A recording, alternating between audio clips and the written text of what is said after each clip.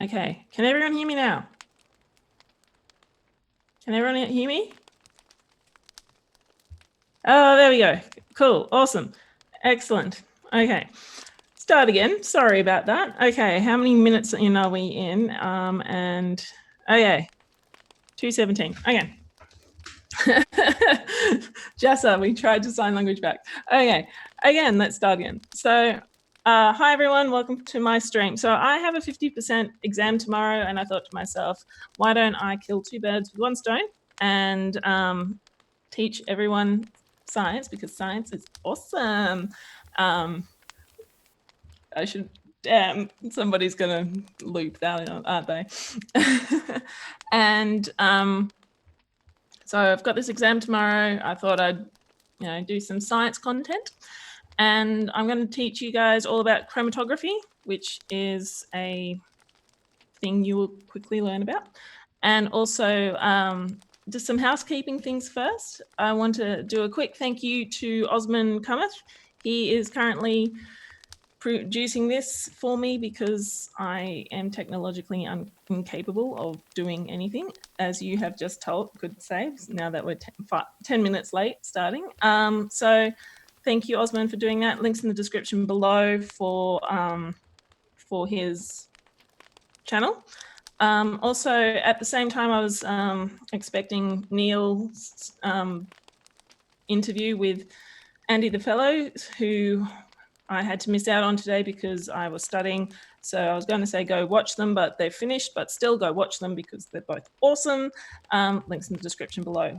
Also, I would like you to go and send some love to Not Gel Witness. He's had a bit of a rough year this year, so go off, and links in the description below. Go subscribe, check his stuff out because he's freaking awesome and a good friend of mine. So go do that for me, please, if you want. And also, don't forget, I do have a Patreon account. Again, links in the description below, as well as Twitter. So if you're not following me on Twitter, that's basically it. So that's the housekeeping. I will do my best to try and see everybody. Gonna go for it. It says chromatography, the science of having a green screen. Anyway, so I've just lost my train of thought. Anyway, oh, that's it. Somebody's mentioning this. This smoke that you're seeing here is a study technique that I've got. So what happens is if you're listening to music or smelling smells, or hopefully not smelling sounds, unless you're one of those lucky people who have synesthesia. Anyway, this has got an essential oil in it, and it smells. And if you fall asleep after learning something, when you wake up, it helps you recollect and helps you remember things, because your sense of smell in the brain is processed very, very closely to where you store your memories. So it's a really, really cool and really, really effective study technique for those people outside that are doing studying. Oh, PJ, do you smell sounds? That's pretty awesome. So yeah, this is one of those, they're like the atomizer things, and like it vibrates the water and it comes out and does stuff. Art Against Ignorance has said, call setting the lab on fire. I hope not, to be honest.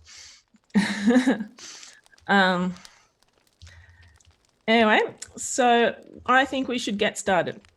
So basically, what is chromatography? So what it is a physical method used primarily to separate components of a sample. So let's say you have a sample and it's got lots of different chemicals and molecules in it that needs to be separated for one reason or another. And so they do that by putting it through a thing. So whatever it is. So you've got the stationary phase, and that's like the TLC, and all of these, I will explain these all a bit later, so just bear with me. So so these can, if you put it in a TLC plate, for example, it will travel up through this sort of like paper, and it leaves the molecules behind and sort of separates them all together. And the paper itself, the paper is called the stationary phase, and the mobile phase is the liquid that drags that molecule up through the paper. So another way to say it is the mobile phase flows through the stationary phase and carries the component of the mixture with it. So different components travel at different rates. So in paper for chromatography, for example, stationary phase is the paper. There's another term that I'd like to introduce you to, and it's called adsorbency. So everyone knows what ab with a B is. It's sort of like, absorb. Adsorb is actually basically absorbing, but only on the surface, not actually goes into the thing. So you've also got chromatograph. I can't say that word. A device which is used to implement a chromatographic separation of the process of separating sample components by chromatography. As you can tell, I just copied and pasted that one. So that's a chromatograph. The chromatogram is the plot, is the signal. It's basically the it's basically the graph of it. Okay, so there are different types of chromatography. So you've got the partition exchange size exclusion, ion exchange, paper, thin layer gas, HPLC, and electrophoresis, which I will explain later.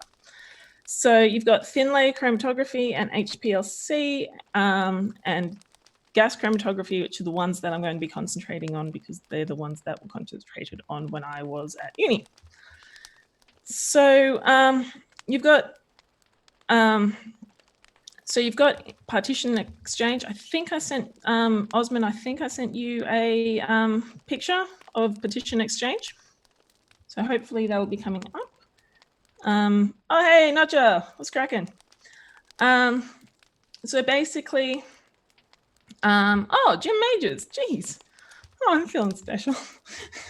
So basically, partition exchange is there's an organic phase and an aqueous phase. So organic is like, gonna go for it. Hard words are hard. Yes, that's true. Okay, there we go. It's up. So basically, the organic phase is on top of the aqueous phase, which is like water. And organic phase, you could call it like oil or something like that. And the thing that you want, you put a solvent in and it gets absorbed into the organic phase, and you collect the organic phase, and then you just do a couple of repeats of this experiment to try and get all of the compound out of the water and into the organic phase. So that's partition chromatography. So that's pretty simple. That's a fairly common thing that you'll find in a lab. Then you've got the next one of size exclusion. So what that is that a stationary phase, which is, remember, what is in the thing that kind of collects and helps separate the different molecules. The stationary phase is a molecular sieve or a porous solid. So the pores are of various sizes and are available depending on the different sizes, depending on the polymer. So basically, it's like a sieve, but opposite, because the larger molecules come out first, and it's non-destructive again, and again, it is simple and quick. The next one is ion exchange. So I think I gave another picture for the ion exchange. So basically, it's a charged resin, so either anionic or cationic. So anionic is, yes, you can see that here. So an anion is a molecule that is negatively charged, because the way I remember it is if you onions make you cry, and you're sad when you cry. And cationic, everyone likes cats. Well, not everyone, most people like cats, and cats make you happy. So that's how I remember cation and anion. So you've got ion exchange. So the stationary phase is a charged resin, either anionic or cationic. And the cation exchanger has a negatively charged resin. So the positively charged molecules bind to the resin, which is kind of confusing, but that's what happens. And so an anionic exchanger has positively charged resin, so negatively charged molecules bind. And as you and you can change the pH to make the molecules more or less positively or negatively charged, depending on which one you want. So and the gradient will kick off the charges, the charged molecule, and that's how it exchanges the thing. I hope that makes sense. Then you have adsorption, which is not absorption, adsorption chromatography. So this is TLC. So I think the next one is, can you go to the next one picture? So adsorption chromatography, or TLC. So what that is it's sort of it's a slide, basically. Yeah. So that's basically that picture there is basically what it looks like. As you can see, there's different colors in that picture. EJ, I don't think so. So basically what happens is, as the solvent goes up through the thin layer, the TLC plate, it kind of grabs onto those onto the different molecules, and it works a bit like paper chromatography. Hang on, I should have said that. So did anybody when they were younger, or just for a bit of shits and giggles, would get a texter or a pen and draw on the bottom of some absorbent paper, like paper towel, and then stick it in water, and it came up and separated the inks in the paper? Did anybody do that when they were younger? I'll just let the chat catch up. That's basically what's going on with the TLC plate. And so basically it separates on the basis of their solubility in the solvent. So depending on, going back to that water thing that I was saying, certain parts of the ink will dissolve quicker and will go up through the paper faster and than it would than other parts of the ink. And that's why you get those really pretty different colors. So the thin layer chromatography, which I think is in the next picture, I don't know which pictures were able to be downloaded, to be honest with you. So we'll go into the next picture. Yeah, tender loving care. It is actually, oh, I can't remember. Neil, what does TLC stand for again?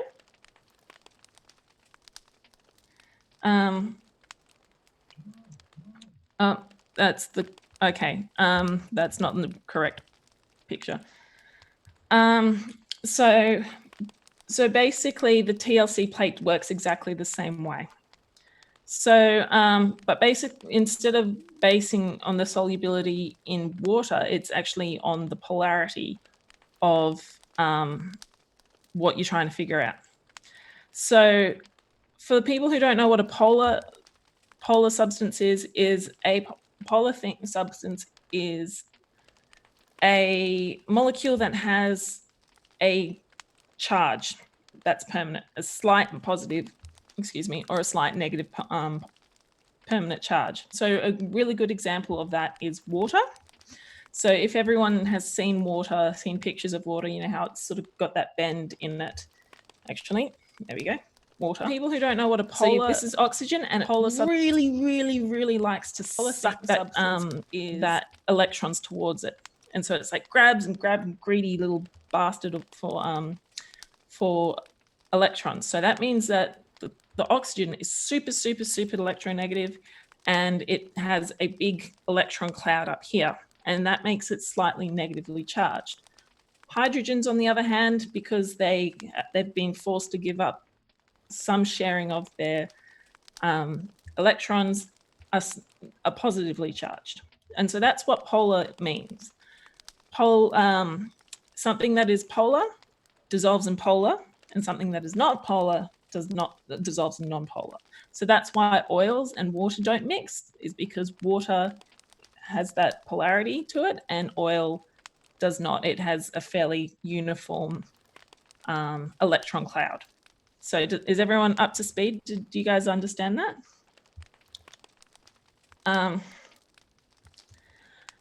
So with the TLC plate, what it has on the surface of the plate has silicon hydroxide groups. So that's silicon with an OH group. So oxygen and hydrogen, and it's just got silicon coming off it. And that because, again, remember that oxygen is very electronegative. It has that polarness about it, and will attach itself, will encourage polar groups to attach themselves while completely ignoring the non-polar groups. So as the solvent goes up through the TLC plate, it will have the least polar up the top, while the most polar down the bottom. You can have, so you've got normal phase TLC, which is what I just described. And the, hang on, ignore that. The solvents within that you place the TLC in is preferably volatile. So basically you just put the TLC plate in a container, just like you would with that water down below. That'll bring it up. So the solvents they'd prefer them to be volatile, which means being easy to escape into the world, into the atmosphere. And the compounds of interest should be freely soluble and preferably water-free. Also, you might need to put it under a UV light or to spray it with a visualizer such as iodine or potassium permanganate to allow people to see it better.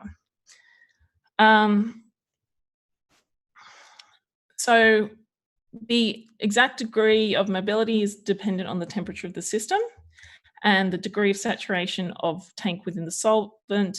The age of the solvent also can change how quickly the solvent can move up and dissolve the molecules in between the batch, and they can change between the batches.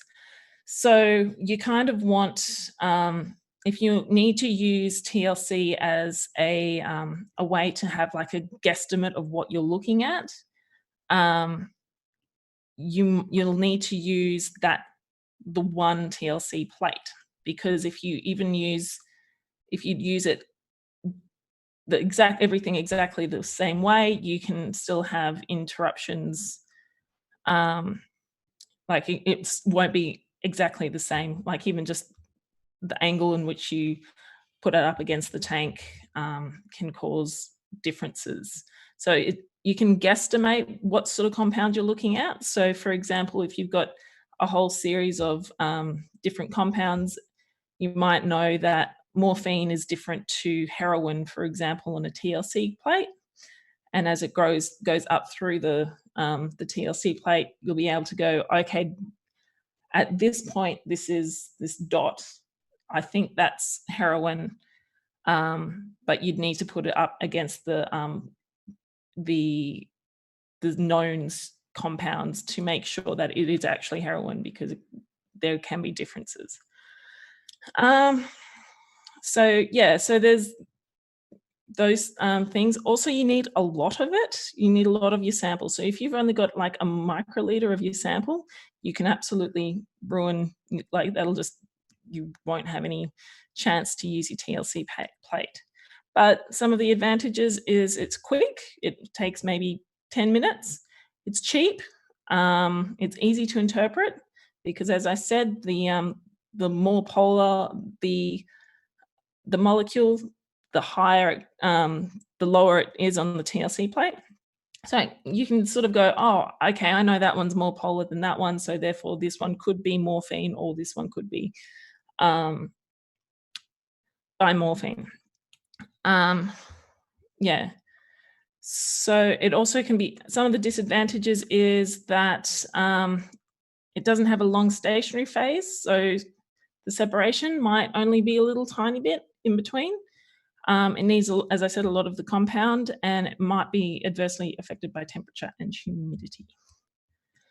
So HPLC is high performance liquid chromatography. I will call it from HPLC but from now on because that's easier. Any questions so far? All I know about TLC is that you shouldn't go chasing waterfall from alias, fake name. Okay, a couple of people have just come in asking about why I've set my house on fire. So I'll just, this is actually a humidifier kind of thing. And what I do is I put an essential oil, like I'm using Stress Relief, which is definitely what I need. It's got like orange or something in it. And I don't believe that actually happens. I don't think aromatherapy does anything. However, what it does do is when you're studying, you it allows you, like, you smell it, and then when you sleep that night and you burn that oil the next day, as you sleep that night, you will actually be able to recall your memories a lot better due to the fact the brain, like it's this memory and smell is strongly connected in the brain. And so when you sleep, it helps you solidify your memories. So PJ, I don't think so. You're awesome. Any other questions? Anyone? No. Oh, thank you, Mr. Serious. Hello, I don't think I've seen you on my channel before. Welcome to my channel. Okay, so HPLC is separated based on interactions with the liquid, which is the mobile phase, which is, you know, something like it's yeah, a liquid mobile phase. So for those of you who came in later, the mobile phase, I'll just do a quick recap. The mobile phase flows through the stationary phase and carries the components of the mixture that you're looking for. So chromatography separates individual molecules within a mixture. And this is just how HPLC works. So I don't know, Ausman, can you put up the next picture? Let's have a look at what's next. Can we get a big massive hug from Notch and a big breathe for Nova? I will. Okay, I will. I'll just wait. Coffee is good. So Ausman, can you put up the next picture? You can? Can you hear me? Yes, I can hear you. Excellent. I just want to apologize. There was not a lot of pictures that wanted to show up. Please check Zoom. Is that the one that you were looking for?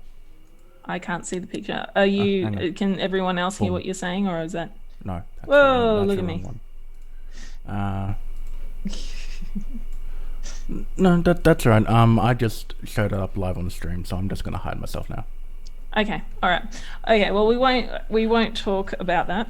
No, technical issues. I do apologize about that. Issues. There was a lot of internet issues, so a lot of these pictures I were not able to download. So I apologize about that. Okay. Back to you. In that case, I'll see if I can find a picture of it on the internets.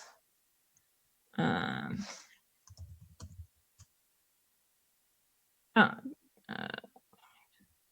I don't want that. Okay, give me a moment, everyone. Sorry about this. We'll all blame the internet. So Is it that one or is it the next one on stream? no, it's not that one. It is.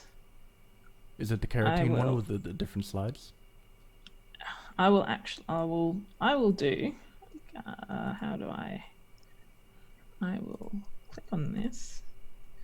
You can present.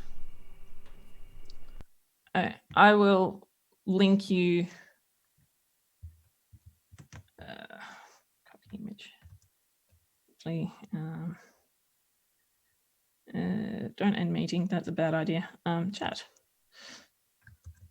Is that possible? No. Okay. Sorry, everyone. Okay, I will present. Okay, so I will always blame Notja for this one. Okay. Okay, everyone's now starting to think that I've gone insane because no one can hear not Ausman. So thank you, Ausman, for that. I appreciate that. Okay, so what was I saying? Oh, that's thrown me. Okay, so HPLC is basically you inject a liquid with your molecule, with your thingy in it, and then basically it just goes through a matrix of microscopic particles under huge pressures of 500 to 9,000 psi, or up to 600 bar. So basically what happens is it's just gone, you inject it, and someone's going to make jokes about injection and pressure. I know that.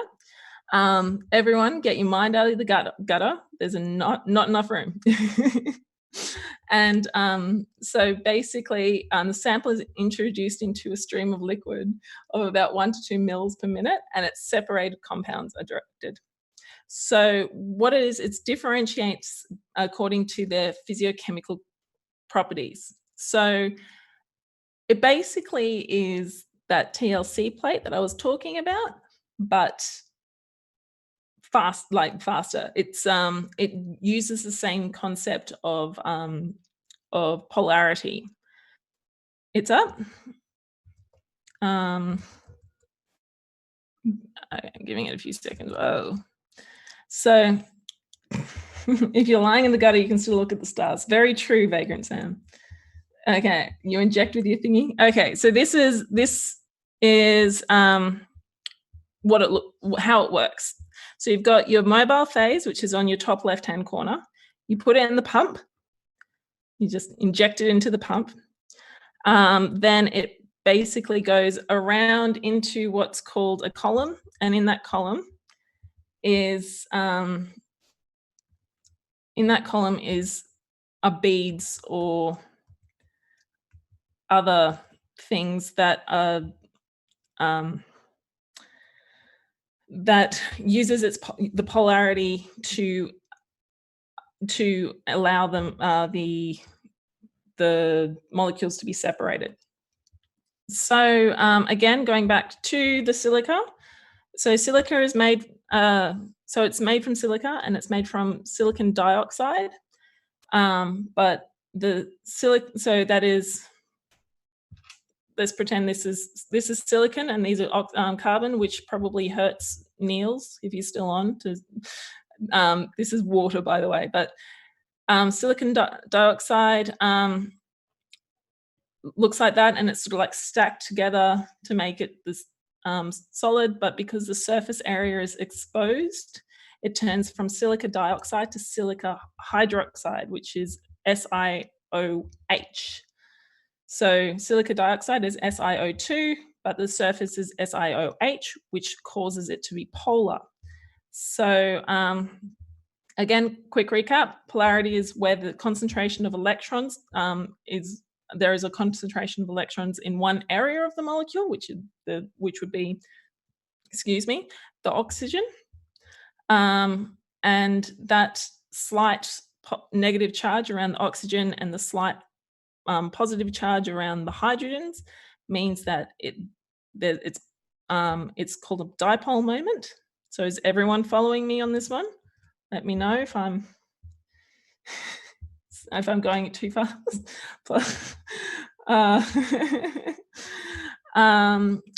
So everyone's making dirty jokes. I'm glad, actually. And so that's called a dipole moment. So the normal phase chromatography, which of the HPLC, which is the high performance liquid chromatography, basically same thing. The more polar groups, more polar areas of the molecule sort of attaches itself to the hello MJB, attaches itself to the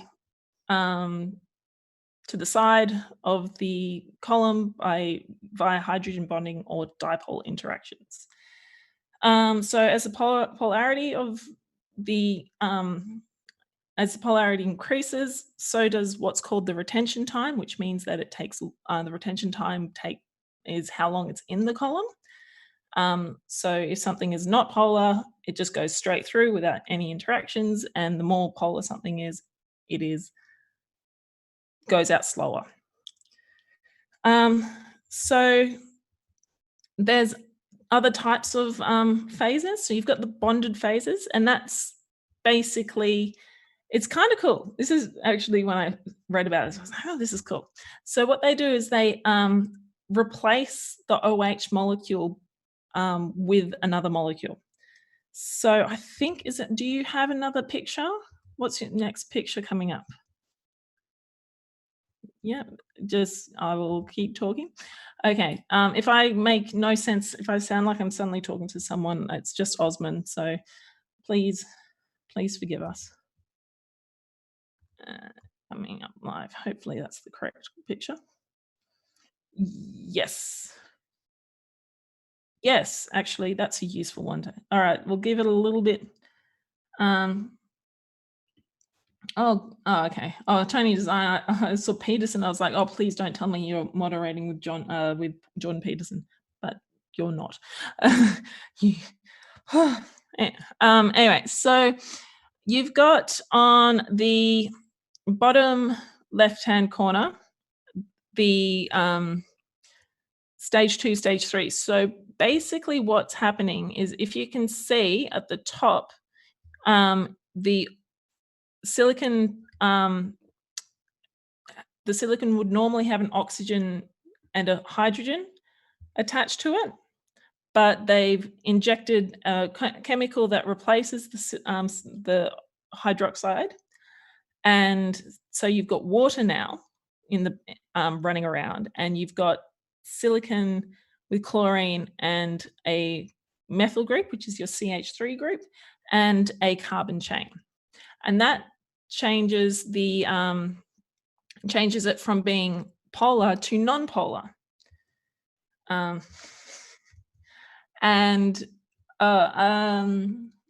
Dylan, are we going to talk about the children Python in the room? I would probably get him out, but he will distract me, and I'm already going as much as it is, because I don't stream very often.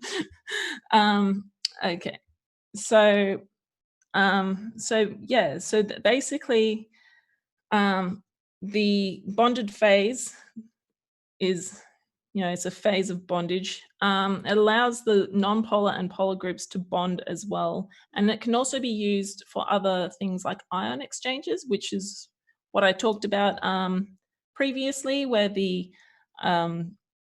where a positively charged molecule grabs onto a negatively charged, positively charged part of the stationary phase, grabs onto the negatively charged molecule, and that's called an ion exchanger. So So, for example, the addition of chlorosilane will replace the OH group on the silicon with the non-polar residue. And also to keep, they can also do a bonded phase for anions.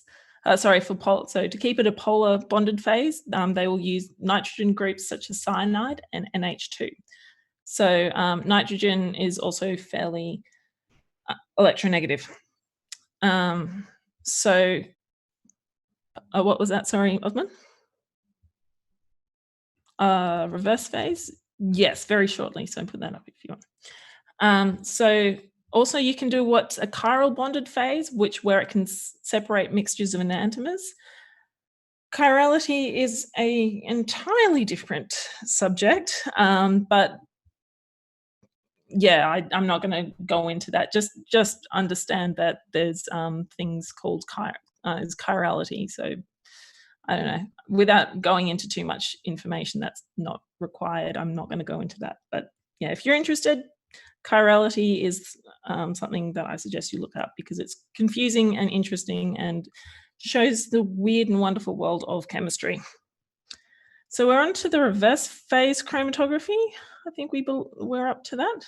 So basically, it's the opposite of normal phase. So the reverse phase chromatography puts the polar things out first, and then the least polar comes out last. So with HPLC, you need a high pressure pump, a supply of the mobile phase, as you do, and the column packed with the stationary phase. You need an injection valve to inject that sweet, sweet sample.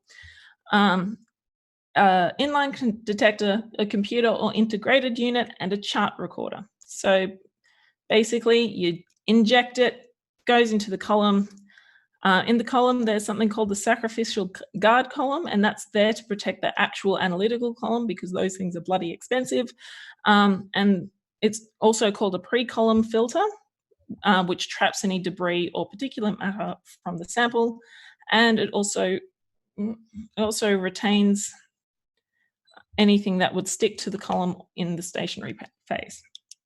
Yeah, because you don't want anything going into the stationary phase that you don't want in there because, as I said, they're expensive. They're made from stainless steel. The columns are made from stainless steel, which has the silica packing of 10, 5 or 3 micrometers. So a micrometer is 1,000th of a millimeter. So for those of you who are living in the US, sucked in. Yeah, so I don't know what a millimeter is in US. Gonna go for it. The column packed in the stationary phase, mined in the gutter again. Yeah. Oh yeah, so I need to pump in order to inject low blow from skeptical Daniel. Okay, so there's something I want to talk about, dead volume. Do you still have that picture of the dead volume, Ausman?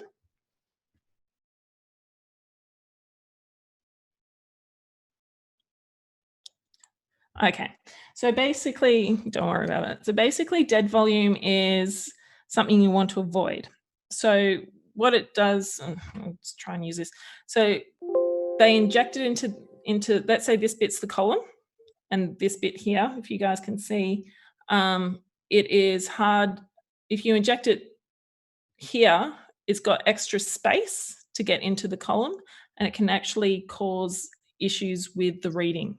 So you want to remove dead space, dead volume.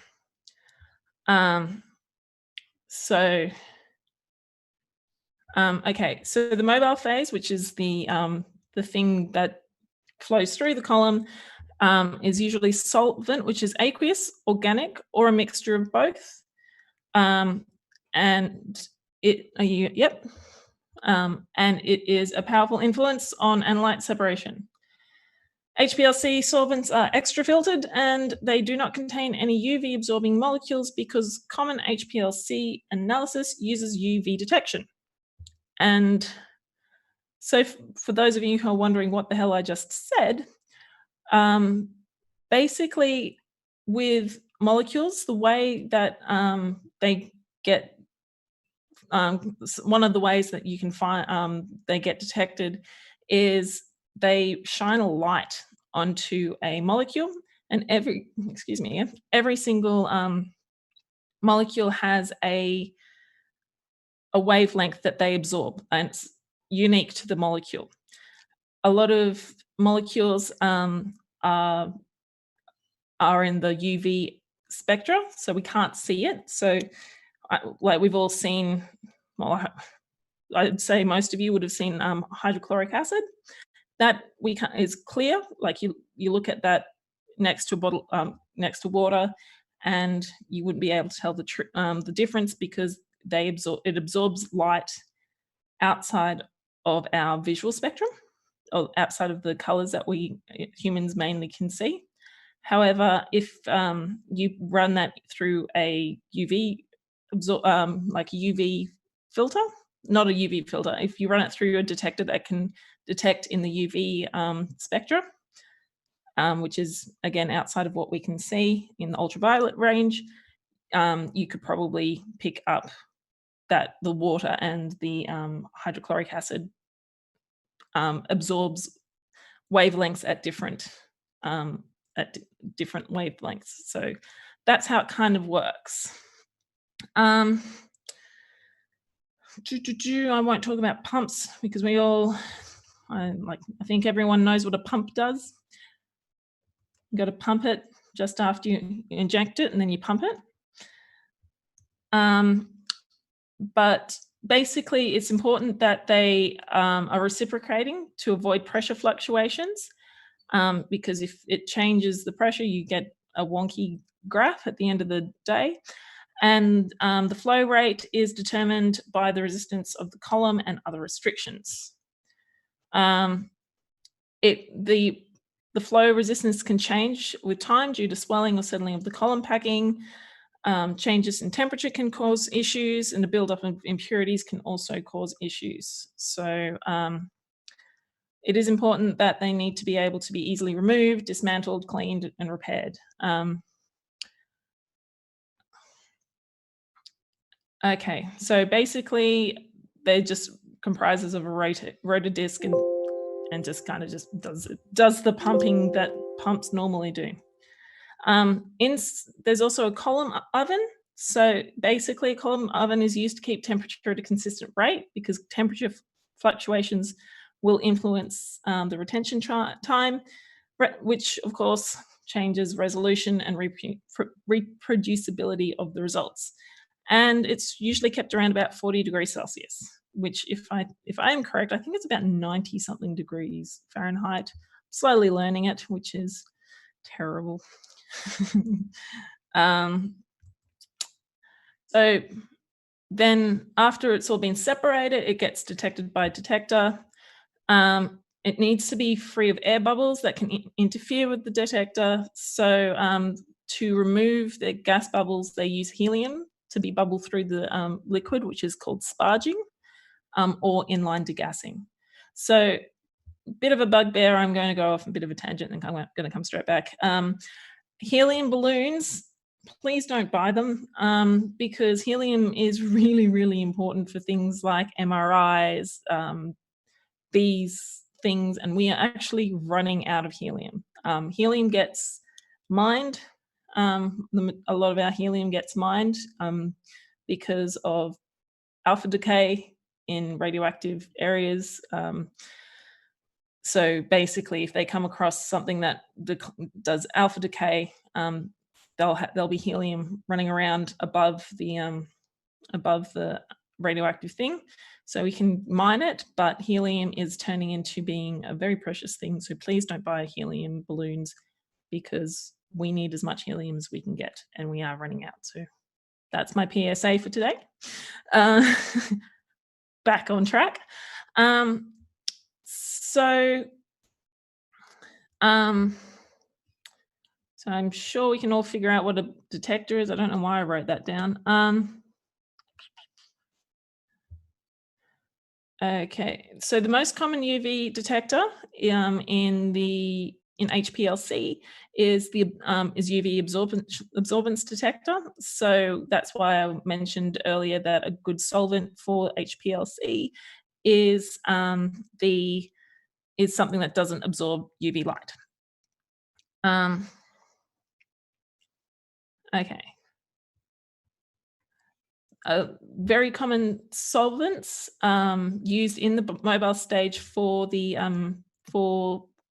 HPLC is a mixture of water and acetonitrile. So acetonitrile is a molecule. I can't really explain what it looks like. Okay. I won't talk about that because that's confusing and I didn't understand that while I was reading that.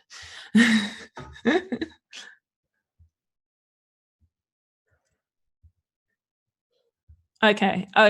Does everyone understand roughly what HPLC is now? Or do you want me to very quickly just do a recap of what HPLC is? I'm just going to let the chat catch up. No, it's not open book or cheat sheet. I have to have this all memorized. I'm just going to refresh that, see if the chat's catching up. So basically, very quickly, HPLC, get the juice, pump it through the column. The column attaches is charged, is either polar or so it either attaches to the polar and it just separates it using its polarity of a molecule. Polarity of molecule is how much a molecule has a slight positive or negative charge, and then it goes out through the outlet and gets looked at by a detector. So yes, basically that's right. Just a Southern Atheist is basically quicker and more advanced TLC. How's everyone going? Is your brain melting? Because I know that feeling. Also still on HPLC. One of the detectors is called a fluorescence detector. So some compounds that are able to absorb UV light and emit a longer wavelength of light can either fluoresce or phosphofluoresce. So what they do is they put a particular detector in it, like a molecule that is a detector, and then they can be made to fluoresce by using these particular things, these molecules. Okay. So in my lecture notes, I just thought I'd touch on barbiturate drugs. So these are drugs that act as central nervous system depressants, and I will try and see if I can find a picture because it's kind of important that you have a look at this. Okay, so the Wikipedia picture.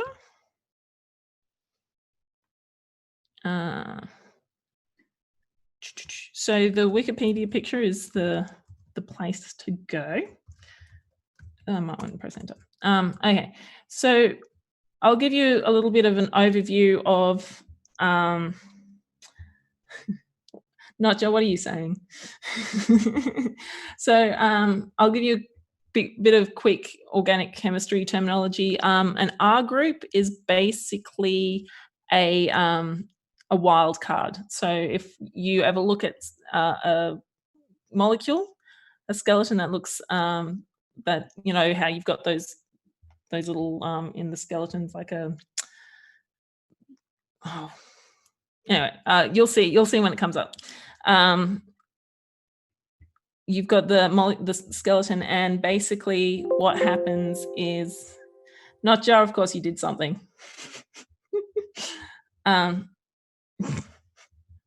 Vibrantly, brightly. I don't even know what she's on about, but I want to go protest helium sales now. Okay, so an R group basically is your wild card. It could mean anything. It could be a short carbon chain, or it could be a massive molecule, the size of the size of a piece of paper. So an R group could mean literally anything you want it to be. So she was talking about barbiturates. Did you find that you got the picture? Okay. So basically barbiturates, they act as a central nervous system depressant, which basically means that you can use it as mild sedation, anti-anxiety meds. It's a hypnotic, anticonvulsant. Death can also be caused by barbiturates, so you don't really want to overdose on those things. So this picture that hopefully should be coming up sometime shortly. So if you look at the bottom, I've been memed already according to Skeptical Daniel. It's interesting. Gonna go from oh gosh, Skeptical Daniel, can you please link that meme, because I'm terrified. Shut up. Sorry for those of you who didn't hear that personal joke between me and Ausman. Okay, here we go. So you've got the barbiturates. So on the bottom, the bottom one's better. The one that's showing up now. On the bottom, it doesn't show, but it can have. Nope. Can you go back to the other one? The one where there's nothing on the bottom.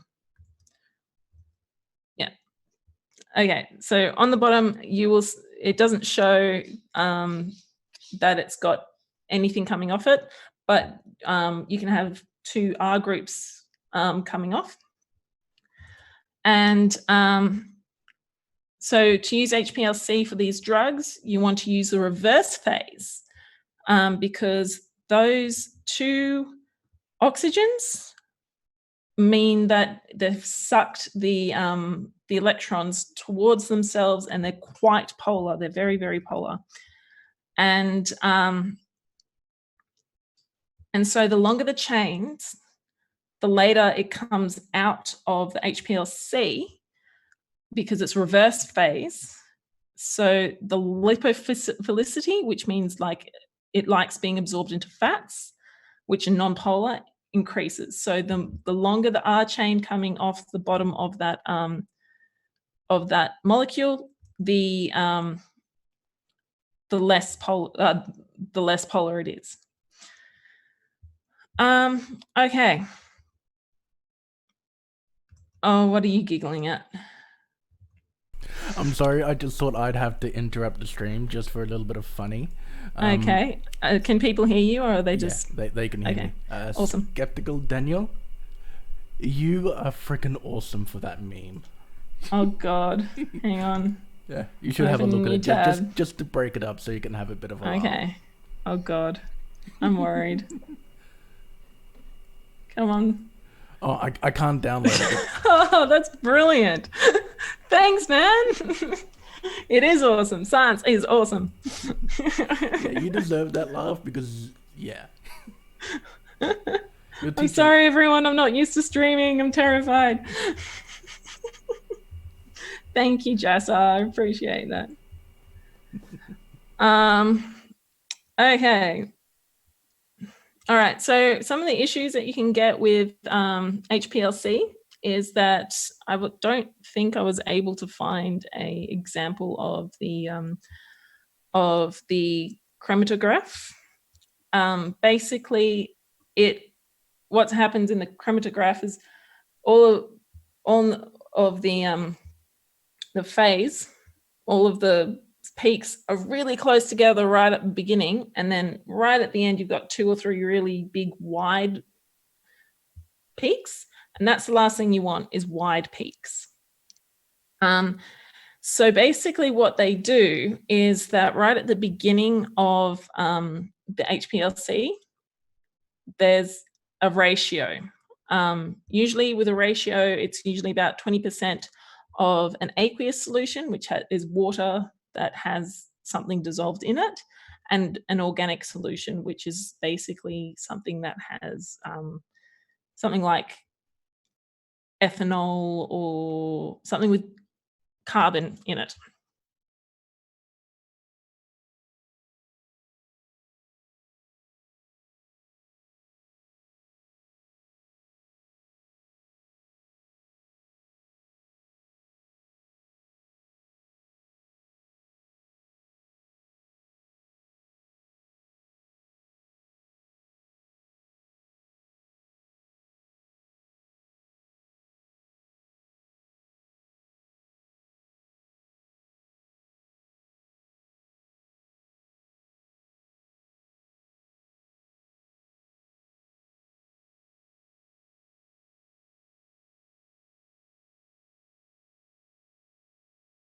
What was the last thing you guys heard?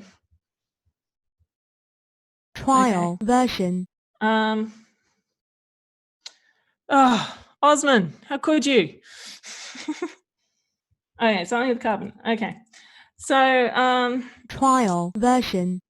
okay, so basically going back to what was happening. So right at the beginning of the HPLC, often you will see a really huge, like the peaks are really closely packed together. And then right at the end, you might have 2 or 3 wide peaks. And we don't want that. That's a bad thing to look at, because you can't figure out which molecule is which. So usually when you have what's called an isocratic elution, there is a concentration is the same throughout the process.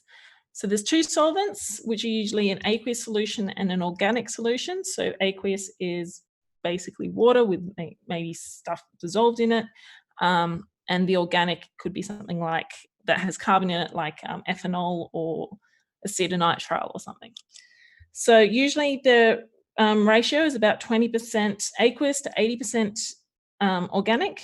The reason why they use it is easy to use, but as I said, there's poor resolution of peaks at the end of the chromatogram, and it's not what you want. So what they can do is that they use a gradient elution, where one of the solvents, which is usually the organic solvent, starts about 10%, and it works its way up into 100%. So that means that the solvents are able to help spread out the release of the molecules into the to be seen.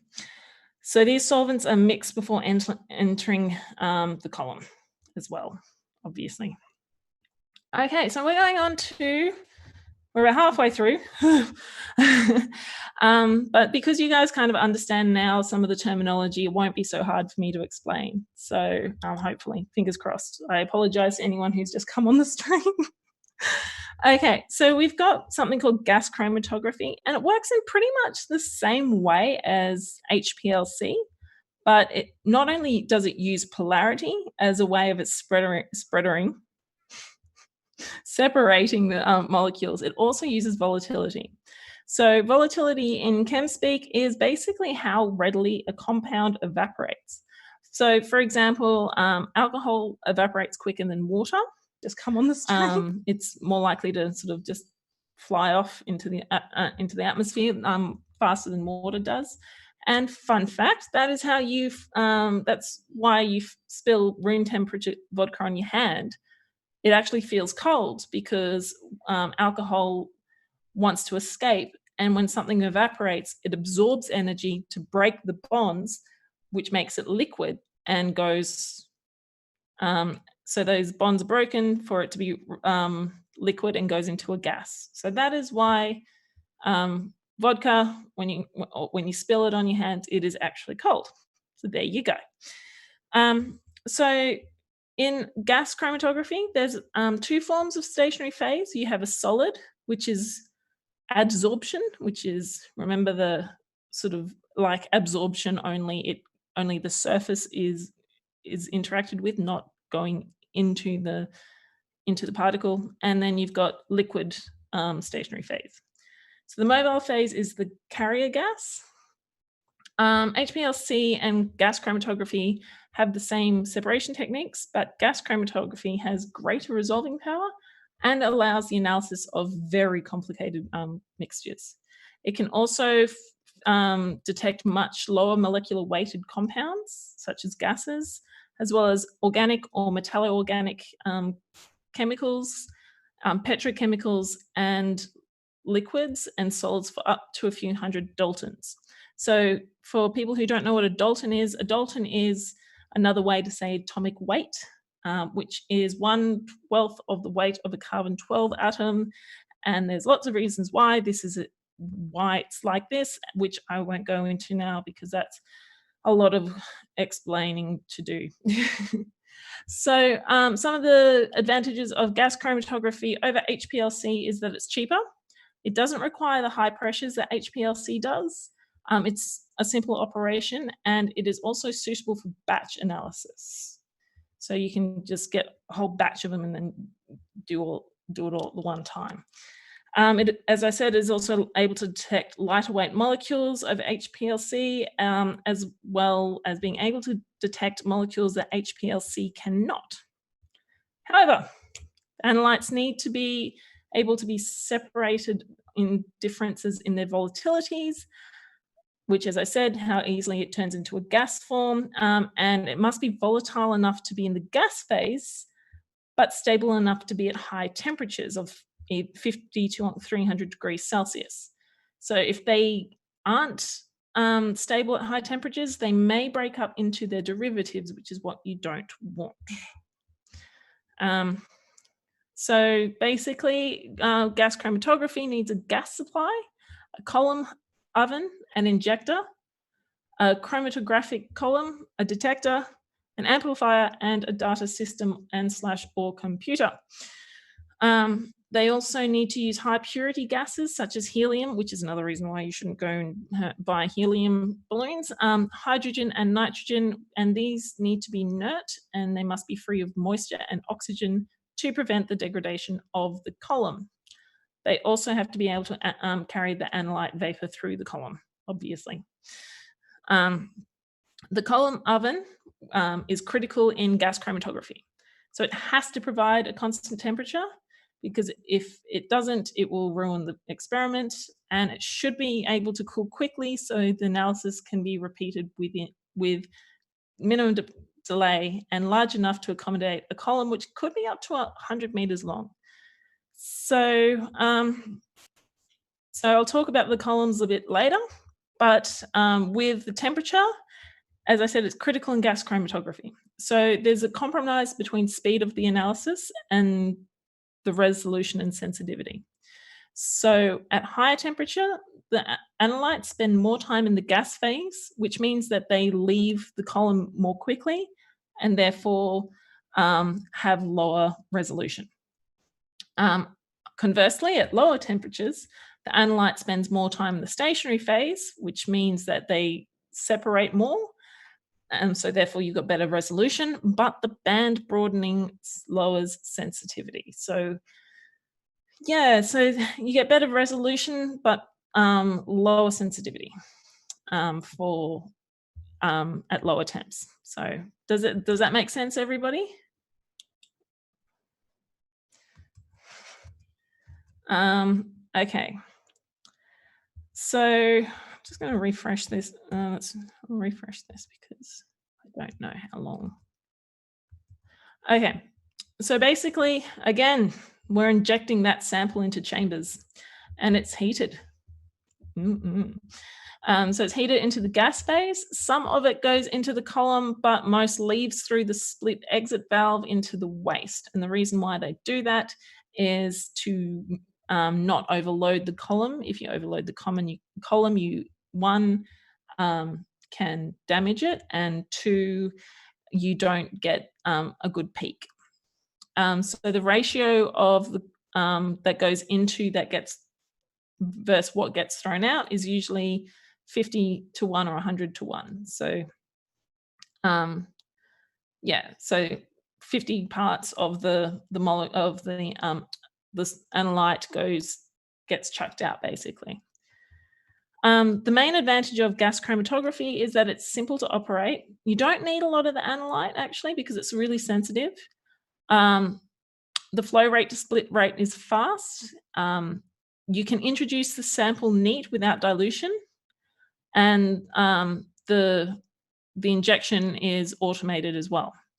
So, you know, I'm sure most of us have injected something automatically at some point. Well, I don't know about, well, men possibly. I am trying to mean myself, yes. The disadvantages of the gas chromatography is that only a small amount of the analyte enters the column, which means that it needs to be homogenetic. It's quite well homogeneous, which means that it needs to be well mixed. If you don't mix it well, you will get false readings.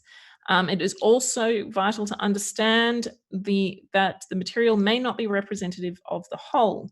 So you might have it really well mixed, but you might have a small, very, very small amount of one particular analyte that doesn't get injected into the gas chromatography column. So there's two types of columns. You've got the packed column and the capillary column. So packed columns are mostly made from glass because it is inert, and it is between 1 and 10 meters long and between 2 to 4 millimeters in internal diameter, which I would say would probably be about the thickness of a pen, like the tip of a pen. Ideally, you want straight columns because it's the most efficient, but longer lengths need to be coiled so they can fit in the oven and also the building. Yes, so column packing. So basically, it's a hole with lots of column has two types of packing. One has inert solid support with a film of non-volatile liquid. So like the liquid is sort of within the column. Basically, it's non-volatile, so therefore it doesn't turn into a gas. And the other one is a solid adsorbent, very similar to the concept that we had with the HPLC, where it just sort of grabs and lets go of the molecule. So it's a solid adsorbent or a microporous molecular sieve. So the particle sizes range from 0.12 to 0.25 millimeters, and the smaller size, the harder it is to push the gas through the mobile phase.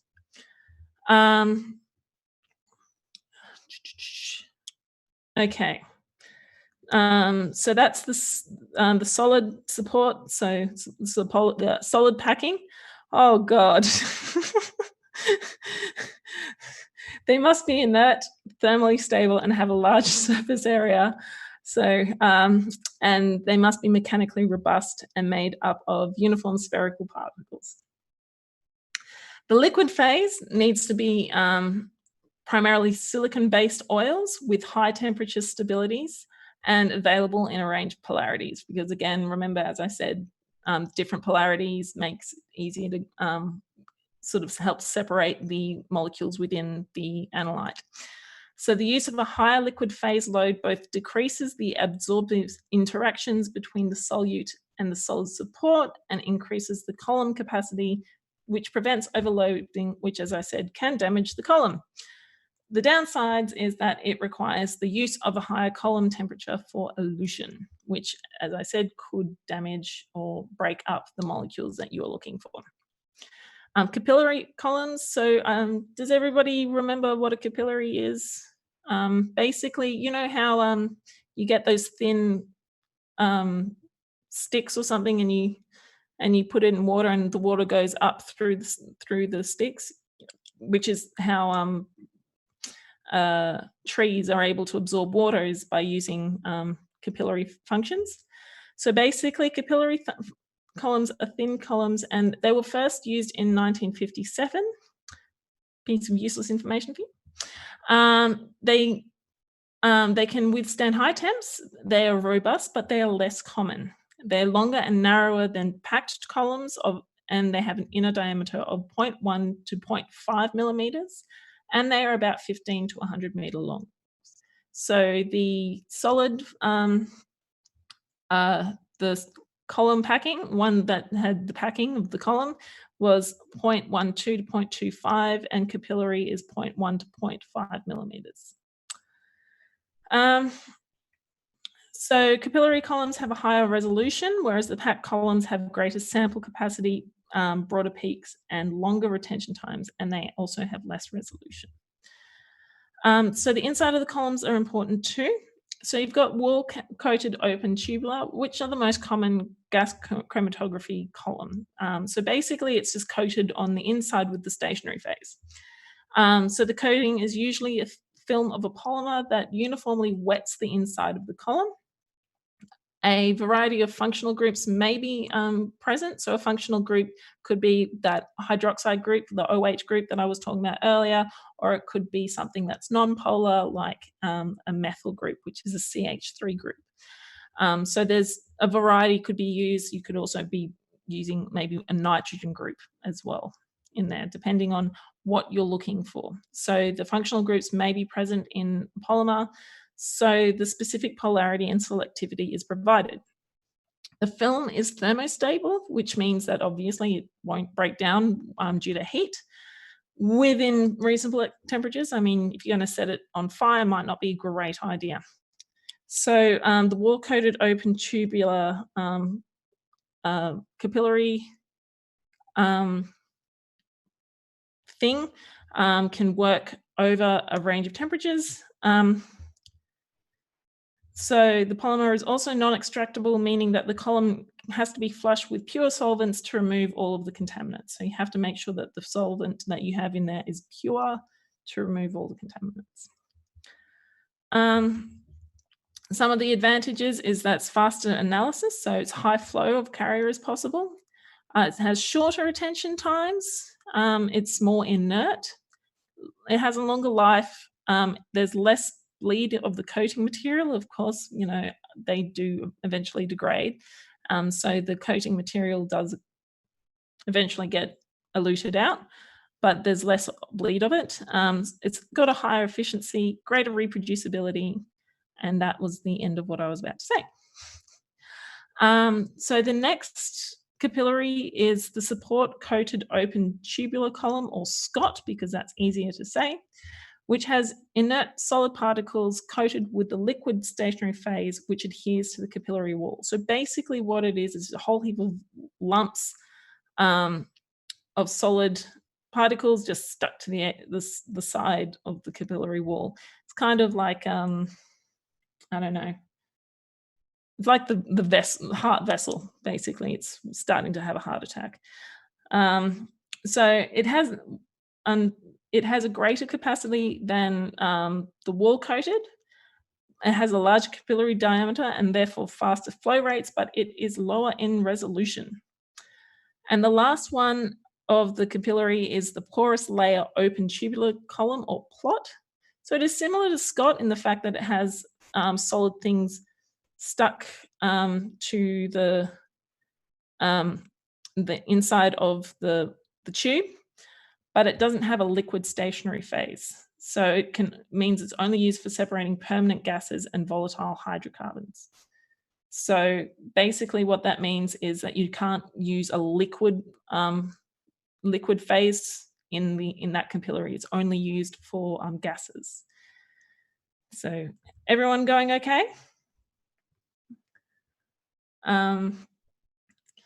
Robert X says there are at least 15 people who've missed the like button. So,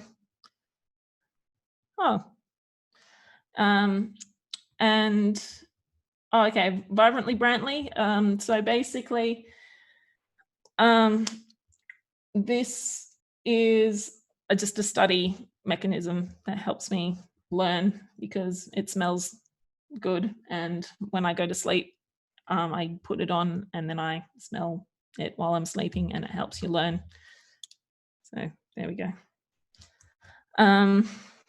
Okay, so for gas chromatography, there is several detectors. There are universal detectors such as the flame ionization detector, or FID, and the mass spectrometer selective detectors such as or MSD. So the FID is most common, and it basically sets the compound on fire.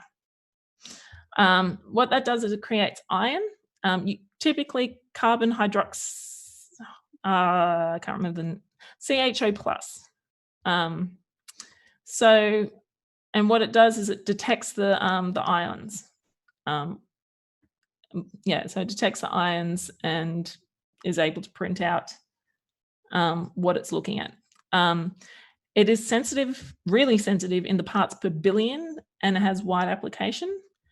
And as I said, it figures out how what it is by how many ions in relate to the number of carbon atoms within the molecule that it's set on fire. The mass spectrometer is a selective detector, which is also strangely a universal detector. I don't know why they told us that it's both a selective and a universal detector. Hopefully I'll be able to go into that later today if I've got enough time. So the selective detectors are electron capture detectors and the nitrogen phosphorus detectors. So electron capture detectors, they don't destroy they're non-destructive, and they respond to compounds that have high electronegative substituents such as halogens and nitro groups. So a halogen is, if you know the periodic table, it's basically everything on the right-hand column next to the noble gases. So halogens are chlorine, fluorine, what's another one? Iodine, and they're really, really electronegative. Nitro groups are also quite electronegative because nitrogen is a fairly electronegative element. So the electron capture detector is extremely sensitive. It's about 1,000 times more sensitive than the FID detector. And what they are used for is to find chlorinated pesticides. Remember how I said that chlorine is a halogen, and also polychlorinated biphenyls, which biphenyl is a phenyl group is I can't really show you. I don't have it handy with me. A phenyl group is basically a 6-sided carbon ring with alternating double bonds. They're also known as aromatic rings. So if you've got polychlorinated biphenyls, means that it's got lots of chlorines on a phenyl group, and also herbicides. So that's the electron capture detector. It works by having a radioactive foil in the detector. It releases electrons, which gets picked up by the electronegative atoms, and then the detector then reads the peak by the number of electrons on the carrier gas and the electrons on the analyte. So the detector can tell the charge drops as the analyte goes through the detector.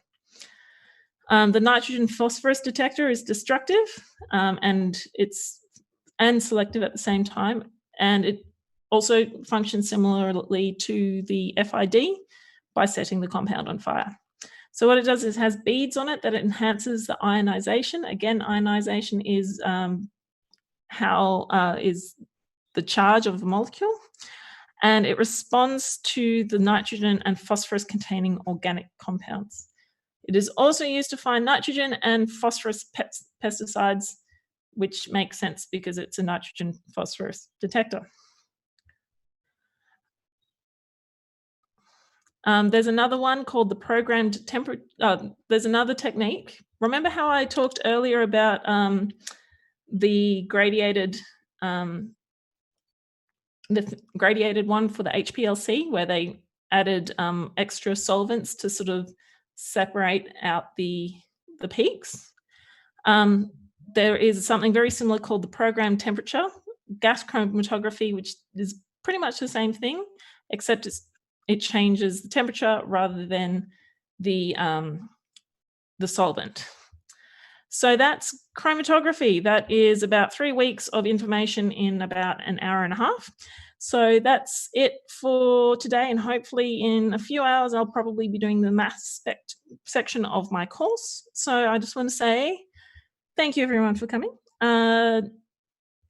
Ausman, did you want to unmute yourself so you can shill yourself?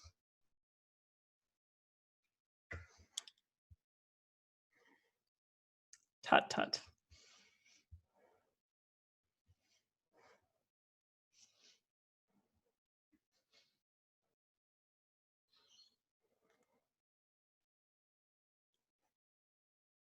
A what? Oh, okay.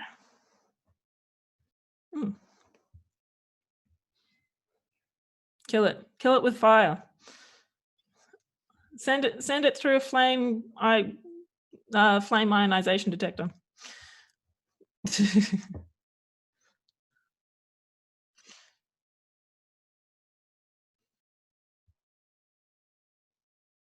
Mm-hmm.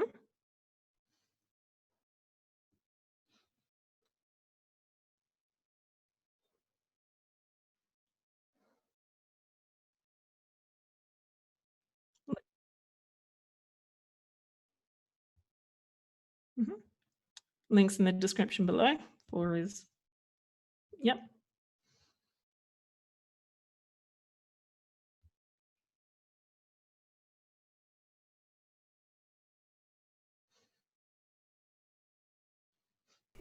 I have been silent, everyone. I apologize. Navadia has been hearing me, but I have not been speaking to the stream. That's part of the technical issues. One of them is being my dumbass. All right, you're going to shill yourself again, are you? Yeah, sorry about that. I apologize, everyone. My motherboard has been... Stop it! My motherboard has been having a lot of issues. That's why you've been hearing a lot of technical issues. And apparently I've got an audio trial on my system and I need to kill it. Yes, I've been a very bad dumbass. I'm hashtag so pro. I am the voices in Navadia's head. Go subscribe.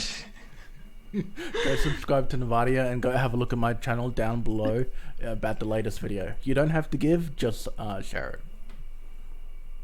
Okay. Sorry, everyone. Okay, well, my name's Navadia. You can find me on my channel, which I'm assuming you're already on. And so thank you very much for listening to my stream. Hopefully this tonight at some point, I will be able to stream for mass spectroscopy. It's a much more complicated subject, and it would be a good idea to actually reread my lecture notes. So thank you very much for joining me, everyone. I really appreciate your help and support in this difficult time, i.e. university.